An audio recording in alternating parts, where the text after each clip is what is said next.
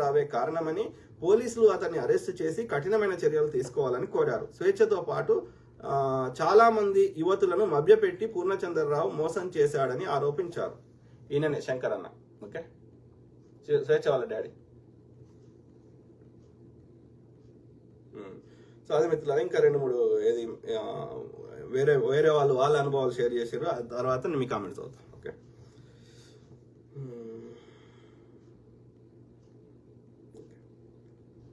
బతుకు ఇప్పుడు బహు దుర్భరం, చావుకే ఈ వ్యవస్థలో పూర్తి స్వేచ్ఛ. ఎవరు రాశారు చూద్దాం, ఎవరో కామెంట్ పెట్టారు చూద్దాం.